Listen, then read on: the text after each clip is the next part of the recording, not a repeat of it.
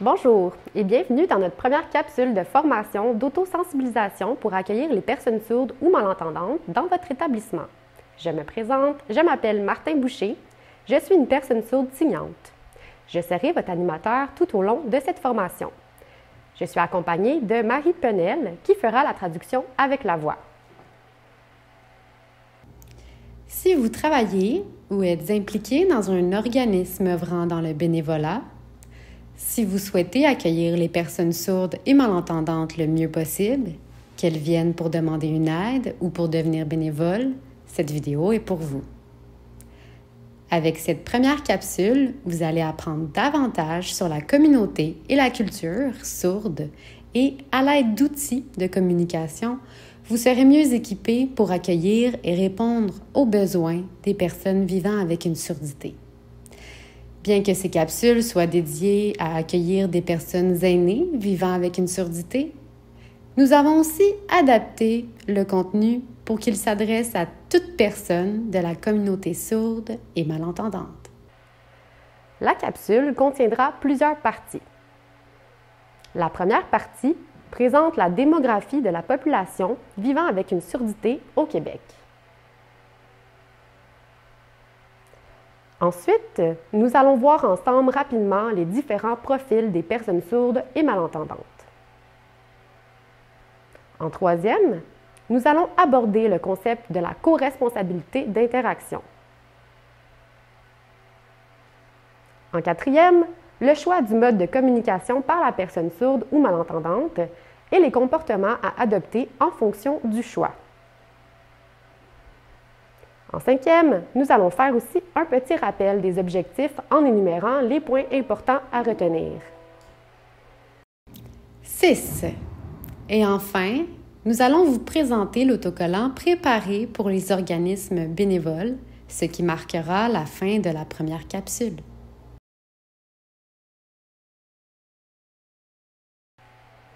Tout d'abord, faisons une petite description de la situation actuelle des personnes sourdes et malentendantes.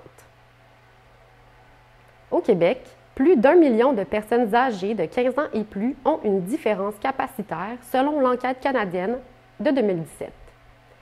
Selon le recensement de 2016 et l'étude canadienne sur l'incapacité de 2017, on estime que 17,4 % de la population québécoise, soit environ 1,5 million de personnes, vit avec une surdité et 11 000 auraient moins de 17 ans.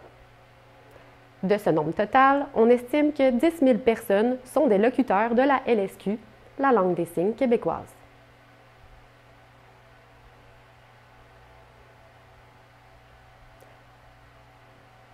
Peu importe sa différence capacitaire, une personne doit pouvoir accéder aux mêmes services que le reste de la population. Nous allons vous donner quelques éléments pour savoir comment procéder. Et sachez que vous pouvez contacter le réseau Surdité Montérégie à tout moment pour poser vos questions. Notre équipe est là pour vous aider.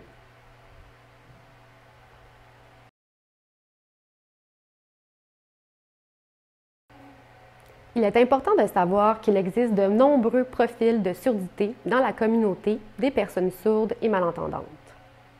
Sourds ou malentendants de naissance, devenus sourds, sourds oralistes, sourds non-signeurs, sourds qui lisent sur les lèvres. Le concept de diversité ou de spectre de la surdité implique une diversité dans le type de comportement. C'est-à-dire qu'une personne sourde signeur ne va pas avoir le même comportement qu'une personne sourde non-signeur ou une personne devenue sourde, par exemple. C'est pourquoi il est important de comprendre et de prendre connaissance de la complexité au sein de la communauté et ainsi vous adapter dépendant de la situation. Attention! Il s'agit d'une différence invisible. Une personne vivant avec une surdité peut être jeune, adulte, enfant ou une personne âgée. Le fait qu'elle vive avec une surdité ne paraît nulle part. Parfois, certaines personnes vont le mentionner et parfois non. C'est à nous tous et toutes de prêter attention aux autres. C'est là que vient l'aspect de co-responsabilité.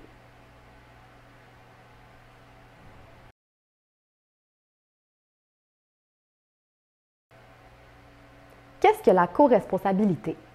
D'après la définition générale, c'est la responsabilité partagée entre deux ou plusieurs personnes. Dans notre contexte, c'est l'entraide communicationnelle entre deux personnes afin de mieux interagir lors de barrières linguistiques. En tant qu'organisme, c'est votre devoir et notre devoir à tous de pouvoir être attentifs et avoir une sensibilité par rapport au comportement en accueillant des volontaires ou membres qui pourraient faire partie de la communauté sourde et malentendante. Et c'est à la personne faisant partie de la communauté sourde et malentendante, à son tour, d'identifier son mode de communication afin de vous permettre de vous adapter et ainsi lui offrir le service de manière adéquate.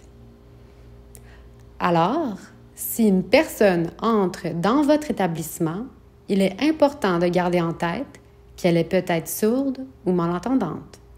Voici quelques indices qui peuvent vous aider. Si vous lui dites bonjour ou si vous lui posez une question et qu'elle ne vous répond pas.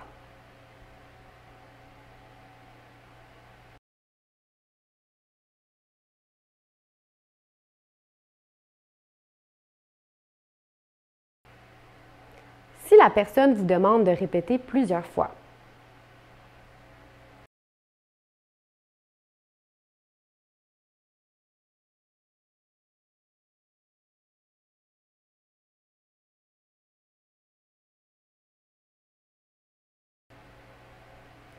Si la personne paraît confuse ou si elle se rapproche pour mieux comprendre.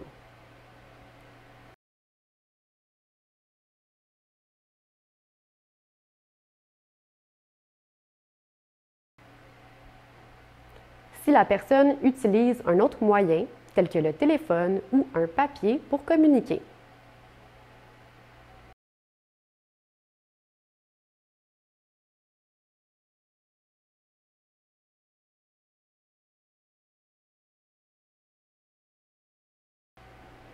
Si la personne ne répond pas, mais commence à faire des gestes pour essayer de vous expliquer sa situation.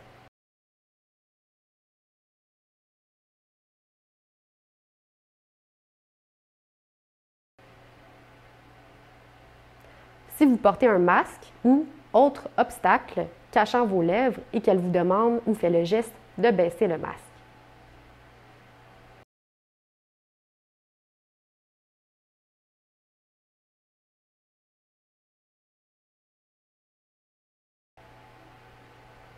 Les personnes sourdes ou malentendantes peuvent être appareillées ou implantées, c'est-à-dire avoir recours à une aide technologique pour stimuler le reste auditif. Si elles utilisent la voix pour communiquer, on dit qu'elles sont oralistes. Les personnes sourdes ou malentendantes peuvent aussi ne pas être appareillées. Ce sont en général des personnes qui utilisent la langue des signes pour communiquer.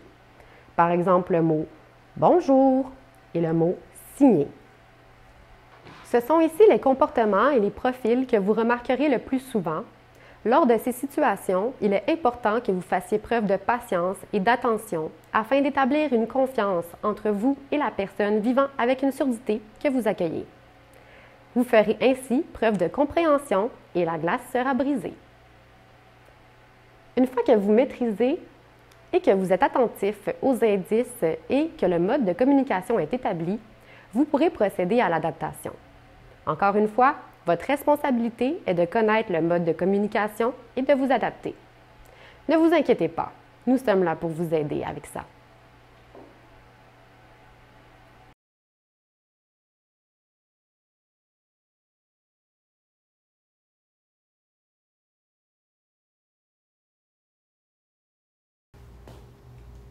Certaines indications ont été mises sur place pour identifier une personne vivant avec une surdité.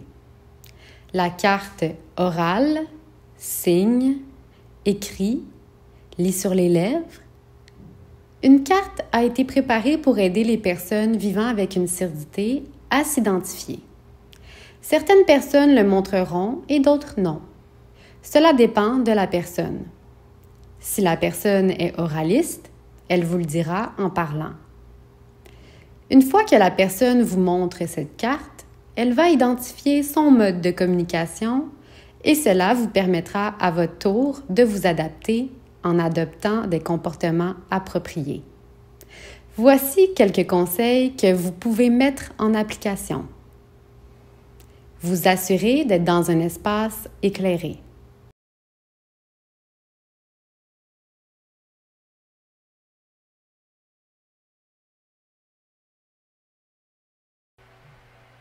Ne pas vous placer à contre-jour. Assurez-vous d'être en face de la source lumineuse.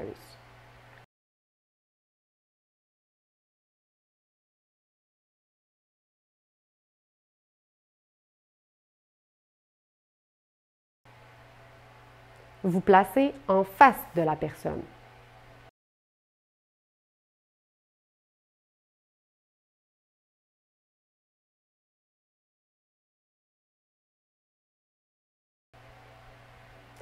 Dégagez votre visage et votre bouche afin de les rendre bien visibles.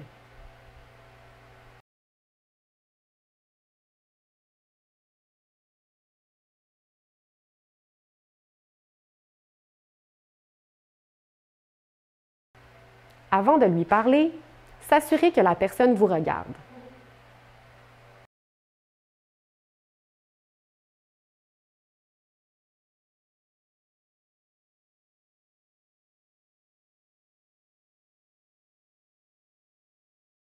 Trouvez un espace moins bruyant si nécessaire et si la personne le désire.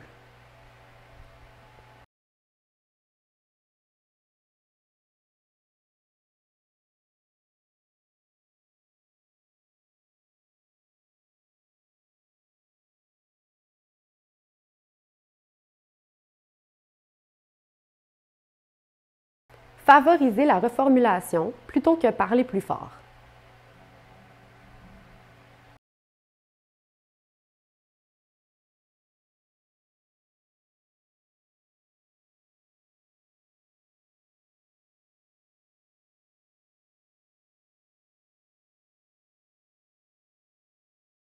Avoir recours à l'écrit.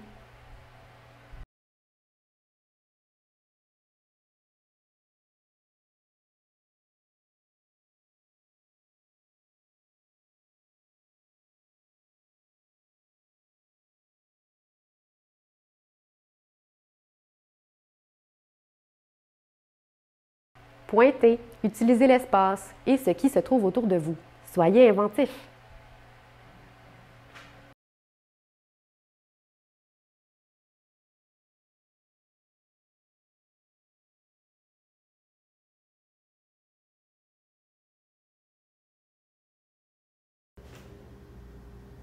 Si la personne utilise la langue des signes comme mode de communication, plusieurs options s'offrent à vous. Vous pouvez apprendre quelques signes de base grâce à notre capsule Signes LSQ pour organisme bénévole. Vous pouvez aussi écrire, mais des phrases simples. Pour les personnes sourdes, LSQ, le français est souvent leur seconde langue et elles ne l'utilisent parfois que très peu. Donc, utilisez des mots clés et écrivez en gros caractères afin de faciliter la lecture. En passant, savez-vous que la langue des signes n'a pas de version écrite? Il y a d'ailleurs beaucoup de personnes sourdes qui ne sont pas confortables avec le français écrit. C'est pourquoi les phrases courtes et les mots essentiels doivent devenir vos meilleurs amis. Avoir recours au mime.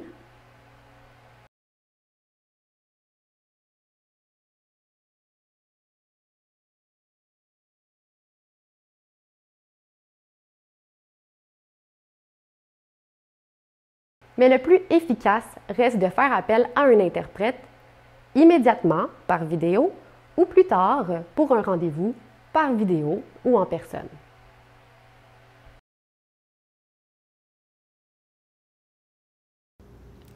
Il est important de garder les objectifs de la visite en tête. Premièrement, il faut bien comprendre quel est l'objet de la visite de la personne. Est-ce que la personne a un besoin de service ou d'information? Ou est-ce que c'est quelqu'un avec l'envie de devenir bénévole? Deuxièmement, une fois avoir compris le besoin, vous pourrez donc la guider vers les bonnes personnes ou ressources. Important! Pour un bon suivi, il est essentiel d'identifier le dossier de la personne avec une note stipulant qu'elle est sourde ainsi que son mode de communication. Cela assurera de bons suivis et permettra aux personnes ressources d'être à leur tour prêtes et outillées afin d'accompagner et de répondre aux besoins de la personne vivant avec une surdité, et ainsi promouvoir l'accessibilité et l'intégration.